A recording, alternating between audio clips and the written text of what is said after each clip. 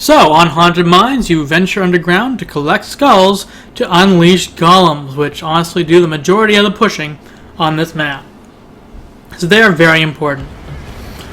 So the first thing I like to start off with Abathur is that you don't need to move at the beginning of the game. The thing is that with spawning the locust, it's disabled until the game starts. But also, locust spawning does not occur while you're in the middle of deep tunneling. So in 20 seconds, you'll see that if you deep tunnel directly to the front, the instant the game starts, then the locust spawn will occur at the other side of the deep tunnel, and you get a very fast push that does a little free damage, and also is a good scout and pressure. So, deep tunnel directly there, you get out the first locust, walk behind the wall for safety, and then you can symbiote on it to poke at Nazeebo, to see that it's Nazeebo and Vala here, and this gives your team some good information and some starting damage that we can only hope they will use well. So you'll notice that currently Abathur is bottom. Let's ignore the rest of the team is doing bottom. Abathur generally wants to be pushing with the golem lane. Because he sits here and generates locusts, he passively pushes whichever lane he's sitting in. And you want to be passively pushing the golem lane. Now, the symbiote can go and help out whatever is needed. In this case, this is where everyone is, so we can help out here. But pushing the golem lane means that when the golem comes out and it's going to be the one to get to the core first. We want to get to the core sooner, and this makes its work a little easier every little bit of pushing we get done here. Now, for level 1, you'll see that we took Envenom Nest to increase Toxic Nest damage. This is not normally what I would recommend. Normally I'd recommend either of the Locust talents to improve your Locust, which is going to be very important later in the game. However, in this case, we're on Haunted Mines. And a fun little build I've been trying on Haunted Mines is to focus on using the Envenomed Nests. The thing is that the Golem, if you win the mines, if you just focus on winning the mines, try to win the mines decisively. If you do that, the Golem pushes so hard. It pushes way more than any of your Locusts could ever do. So you want to maximize your team's chances of winning that team fight, which is going to be difficult because at this point, all you can help them with is a symbiote, and the other team will have 5 people in the mines. So it can be tough for your team, and you need to help them as much as possible, focusing on symbiote and nests. So with the nests, you can place them here, right around the mine entrances. Now, we know they're here, and they can shoot down the mines as they're forming, but once they're gone, we can place some nests down here. Once the nest charges are back up. And with the nests around the mines, this provides 2 things. It provides vision. If an enemy tries to come along and enter the mines, we can see it. From this position, just to the top or at the bottom of the fortifications on either side, you can reach the other mines. You don't have to really venture away from the lane. But providing vision of, are more people coming into the mines? Also, having some mines right at the exit on this side means that if they're trying to escape the mines, you can see here, Stitches, 2 people hot in his tail. As he escapes, Arthas steps on 2 mines, takes a ton of damage, and Stitches is able to finish him off. Now, I don't manage to get back on him in time for another Carapace, but that's what the nests at the entrances do. Vision and catching the escapees. Not to mention vision of people actually getting out of the mines and not just pretending to run away. You don't see them if they hearth, but that's not particularly common. Now for the second tier talent, I took Barbed Spines. And you cannot place mines, Toxic Nests inside the mines unless you take Blister Spores at level 4. But this here provides the escaping and the vision is a very valuable use for the Toxic Nests. You get almost the same thing down here if you have them in the mines. And I just don't think the extra stab damage is optional. That's 20% more stab damage, and stab is your primary damage that you are providing as Abathur. When you want to deal damage to heroes, it is going to be with stab almost all the time. There's a lot of other ways to get siege damage, But for hero damage, it's going to be stab. So to maximize that contribution, I would always get stab damage at level 4. Now, where to be during the golem push, there's a discussion with the team about whether you should defend theirs or push with yours, depending on which one's stronger. With Abathur, it's a little simpler. You need to stay where the enemy team isn't, because you can't really engage the enemy team. Your Locust can help your golem push or help push against the other golem, but basically, wherever their team isn't, that's the lane Abathur should be in for most impact. Now, in this case, they're not really anywhere. Defense would probably be a little better, because the Locusts are good at damaging the golem, and then they don't have to walk all the way here and sort of fight with everything else. They can just focus on adding some extra damage to the golem, but it's not a big deal. So if you don't feel like moving, don't worry about it. And you can always use your symbiote to help provide extra damage. Usually you go on the tower, give the tower a bit more shield, fire, and note how it's just on, fire, and then off for the symbiote. You want your symbiote to be basically on a cycle of jumping on someone, and then you use your abilities QWEQ, which is both charges of stab, the spike burst, and the carapace. So you can see there, just unleash everything, and then jump off. Sometimes you'll stay on for a third stab. That's a judgment call. But because you do that, because then it's on a 4-second cooldown to jump on someone else. And you can put in another carapace, and another spike burst, and another 2 stab charges. So that actually finishes the cooldown faster for spike burst and carapace, which otherwise are on longer than 4-second cooldowns. And what are you doing in between? Well, in that 4 seconds when symbiote is on cooldown, you look around the map, find out where you need to be. Maybe you need to be there. And you also check your toxic nests.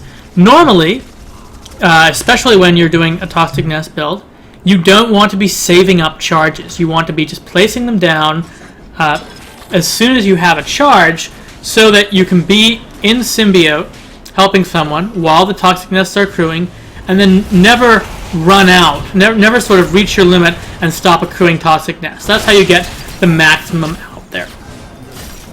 And the best places to put them are sort of in areas around here. Now the middle isn't so great often.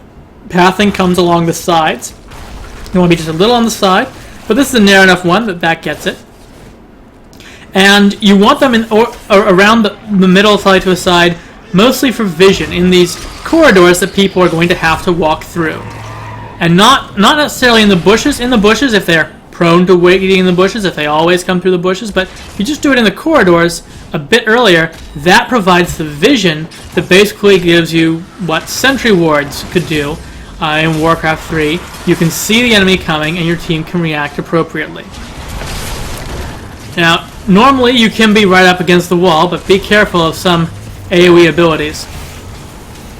So yeah, nests for the mines on this map, and then always just sort of in bushes to do bush checking, in corridors to do line of sight. And once you get if you get the additional nest talents like I'll be doing, they then get even more effective. Note that symbiote works just as well on minions. If a minion's in the right place, symbiote on it. Often this is good for dismounting or harassing enemies as they come in. Now here, there's no minions available, but if they manage to escape with a reasonable amount of health, and no, my team's too good to illustrate this point right now, jumping on a minion here can provide you with some extra stab damage as they try and run past, assuming that your mines don't catch them as they escape. And as you can see, we have vision of both sides there. So here, jump on the Locust, you can do just a little bit of damage and possibly dismount them if they're mounted. Dismounting them slows them down, which means more time before they can engage your team. And that little bit of chipping away at their health is basically free. So you want to be doing that as much as possible, just so they're going into battle with that little bit of a disadvantage. And that adds up over time. Because in these games, a lot of times, you're trying to win by very narrow margins with how tightly they try and balance these. Unless, of course, you do a 2v1, in which case you didn't have much help. But the those little margins. You help when you're there with symbiote, but you also help by doing damage beforehand when you can with the symbiote. And even though Kerrigan's in battle there, you notice you go off and then back on again, so you get another carapace faster within 4 seconds from more shielding. Okay, and at this point, we've covered a lot of the basics of the Abathur mechanics. At least for this build, focusing on the nests means that you're not really pushing with the Locust. You're not necessarily going to be symbioting your Locust. You want to go generally supporting your team wherever they need help, wherever you can make a difference. And that's another point to keep in mind. If you're joining in a fight where it's 3-on-1, you probably weren't needed there. They can probably win the 3-on-1 themselves. I mean, check. In case I have seen 1v3s work fine at times, but no. Generally, if you can't make a difference in a fight, if they're going to get the kill anyway, just go help passively push or deal damage to other heroes in preparations for other fights. You can see here using the Toxic Nest for damage, not as good as for line of sight, but when they're all running around as a 5-man team, they're often pretty easy to see, and you want to keep using those charges. The extra damage, again, is free. One thing to watch out for there, Stitches, he loves to hook, gorge, and then drop them on the other side of the wall so they can't escape. If Abathur is right there, they can easily just kill Abathur in the moment they're ungorged. So, watch out if Stitches likes doing that. You don't want to be on that side of the wall. You want to be back a little. And of course, you always want to be close enough to the healing well. Just tap the well and start healing if you ever take any damage, because it should be rare enough that the healing well will be back up. Now, looking at the other talent picks, there actually was no choice at level 10, so we didn't need to discuss that. Prolific Dispersal, not normally the one I'd pick, but if you're going all nest build, if you've got the damage and you've got the slow, then you may as well get Prolific Dispersal, usually. And the reason is that the extra charges may not mean anything if you're on top of dropping your nests, like I recommend every time you're out of a symbiote. But then, when you're in Ultimate Evolution, particularly after you get level 20, this is enough time for you to build up more than 3 charges. You'll usually come out of Ultimate Evolution with a full stack, and now a full stack is bigger. Not to mention that with your extra powerful nests and a stack of 5, you can actually start saving up to 3 or 4, still have maximal nest placement, but then save them up to when, okay, I see that we need to cover a retreat. We don't know where the enemy is, let's check all the places they could be. And then you can get a little more value out of your nests. So, if you're going for nests, which I would only recommend on Haunted Mines, if at all, then you can get Prolific Dispersal. Otherwise, just stay on top of it, as in when you're not doing the symbiote, when you're waiting for that to cool down, place your mines. Now, what's this? Abathur and the mines. Well, you can walk into the mines. You can't deep tunnel into the mines from there. They're like 2 separate maps. But you can go into the mines, get ready, drop out to Locust Swarm. Of course, any locusts you spawn normally will be in here. This isn't a great place to live. But the mines will be up soon. So we're starting to mine the inner entrances so that we have vision of them. Remember, Abathur can only solo Murky. So we need to know, is anyone coming here? Well, shit, Nazebo is coming here. So then we've got some vision of him. We know which way he went. We need to stay away from him. So we're heading away, but he's probably going to go here. These are the biggest concentrations, and if there's no opposition, Abathur would be here. If there is opposition, Abathur should not be here. Even with all this damage, Nazebo can still beat him. But in this case, I happen to have taken Locust Nest instead of the Locust Nest for some extra locusts down here. With a few locusts, probably don't need all 4, but I have the nest. You can actually walk around, collect skulls. Once you aggro, you do need to be helping your team in the fights as much as you can. Once you aggro those guys, you can then just go and symbiote. And of course, don't let anyone catch you.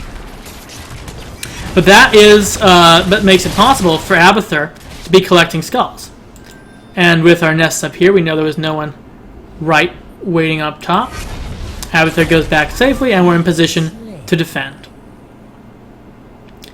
collecting a few skulls provides a bit of a help, and some unusual nest placement, especially later in the game. So when they're expecting the nest up top, they might not be expecting the nest down below. And there we have it. That's not really... You don't want to be in the middle of this fight, but except in symbiote form. There, again, that was a case where it wasn't really necessary. Could have been helping push this a little more so that our golem had a better position. But of course you can see the main advantage we're doing here, main benefit is the nests. They can see if anyone's coming down into the mines, so they know currently that they have no contest over here. And at level 17, there's no ability. Locust Brood, not normally what I get, as I said. Normally I would go for Carapace Speed with the nest build. The other advantage of the nest build is that you don't need to be as far forward. You need to be far enough forward to place the nests around the mines or key areas, but if they have like a Nova and a Zeratul that will just kill you anytime you're out and about on the map, you can stay farther back and still do the majority of your work. And Locust Nest is one which does need you to be farther up because the Locusts have a limited lifespan. But in this case, we got it, demonstrating some use in the mines. And of course, it is a very solid ability. And this team doesn't need the speed quite so much. They have a lot of their own mobility. Ultimate on Stitches. That actually bears some discussion. Normally in this team comp, you would be wanting to clone Tychus. He has the best damage, including his ultimate, and utility with his basic abilities. Kerrigan and Nova also good choices, but the important thing is that you want to use your ultimate on whoever's there. You have very short time. You don't have any time to move into the battle. So if Stitches, when it was Stitches, one of the few heroes up there contesting the Bruiser camp, you ult on Stitches to give that extra edge needed to win that fight. Another thing to consider, which in this case I didn't get, is level 20. At level 20, you get even better Ultimate Evolution with a shorter cooldown. If you're in Ultimate Evolution form where it's in cooldown, you don't get that benefit immediately. If you're almost at 20, consider waiting, but not so much that you let the team lose a fight for it. Just remember that Symbiote can give them that little edge if that's all they need. Ultimate Evolution is for the bigger edge of a full new health bar and a whole new ultimate. So, at this point, we're pretty far ahead, but the team will stretch it out a bit. Now, if you were going for a very specialist pusher style Abathur, you might be able to just keep up pushing this lane, move up to 4 positions like here or here, and just keep the pressure up, keep the shields from regenerating too much. But that's very aggressive, and their team will probably try and put you down and put a stop to it. So it's easier on this now, I find, to use the nests to just gain control of the mines, because if they're at cores low and the golems on their core, then you just need 100 skull golem to win, no contest. Helping out with the team fights, here we've just got Symbiote. They had enough advantage already. And then the vision on the mines when they're there, when they're up, that will be enough.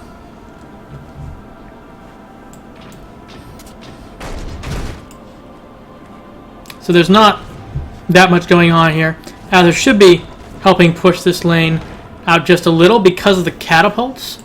Probably instead trying to keep these guys alive because they really want that keep. And that's always a difficult decision when you want to be greedy and get the extra experience, so you get more experience points at the end of the match, or that you want to win the game, which also has an experience point bonus, I must mention. But also, if you're really close, getting the keep means extra catapults, which can help. But in this case, really pushing this lane with the catapults would make more sense. Mines opening, and with this build this late in the game, Abathur in the mines, right, with some nests, ready to start collecting the skulls as soon as they're available. And with everyone else fighting up here, it should be quite a while before red team is able to come in and contest this.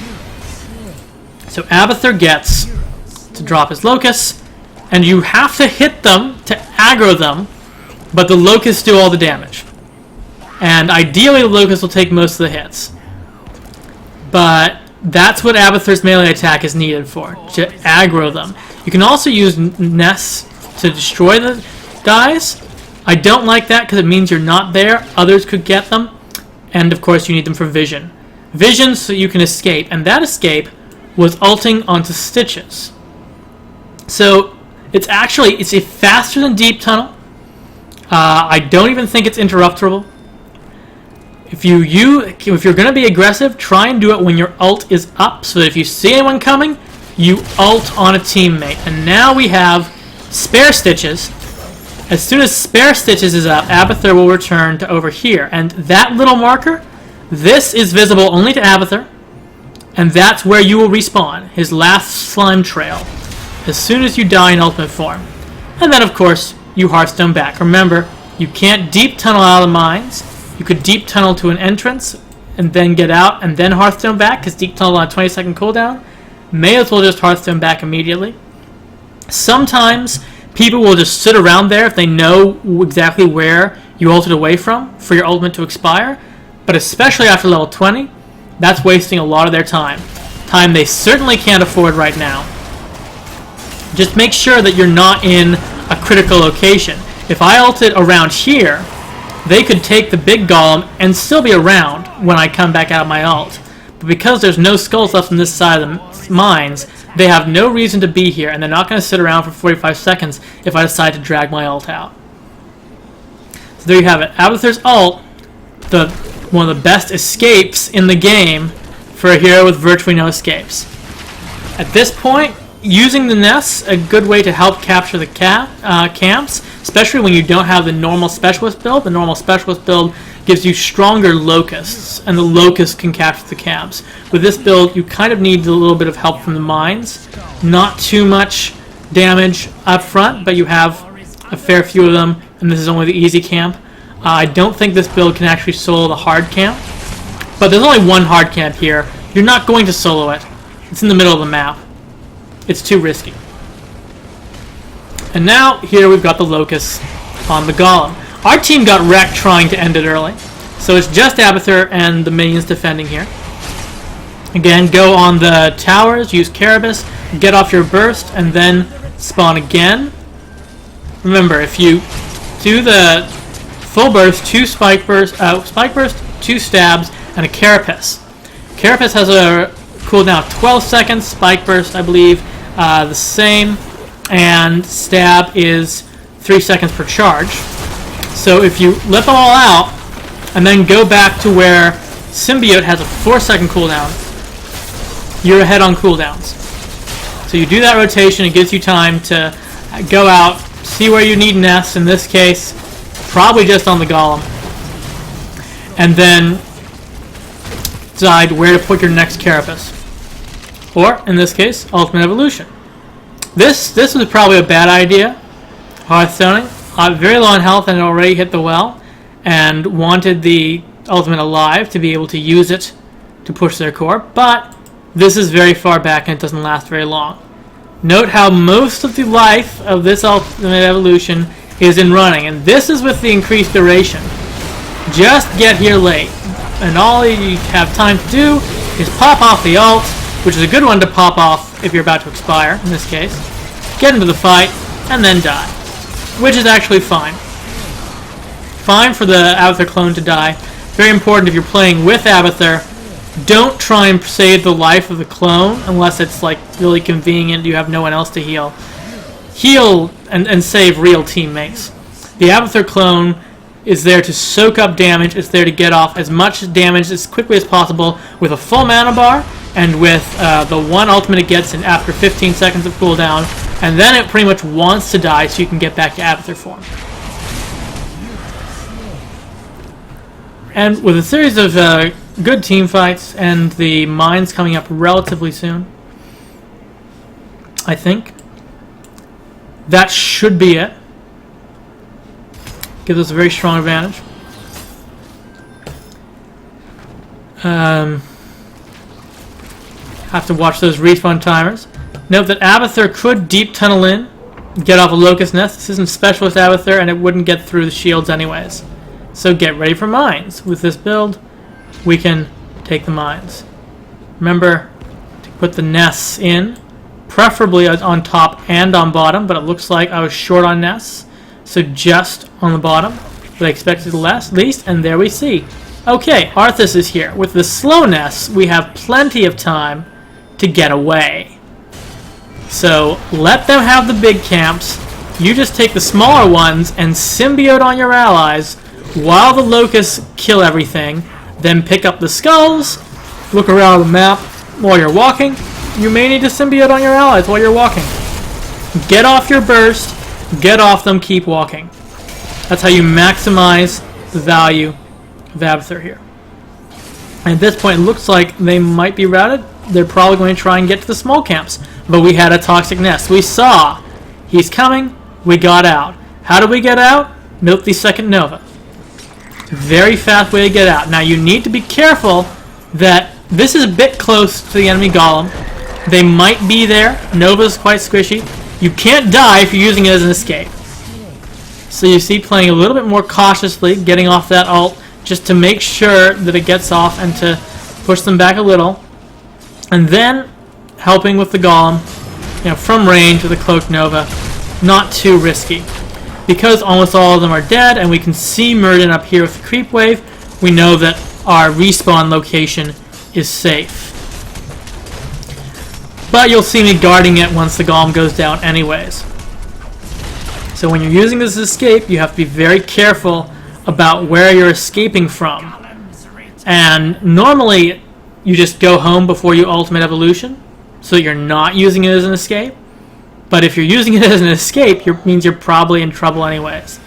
So try and be in trouble in a safe location. Very difficult to follow advice, but do the best you can. So at this point, the golem has basically assured victory with the 93 skull golem. That's why it's so important to help them win in the mines. Grabbing these little camps while the team fighting happened, it made an impact. The Murden and Nazio could have grabbed those on their way up there before they died. But no, Abathur had gotten there first and got out alive. So now, deep tunneling in here, just to show, this is, if we were playing a specialist pusher build, this is usually the location that you go to. You have the bushes, you can place nests around, maybe one there too, instead of two of them there.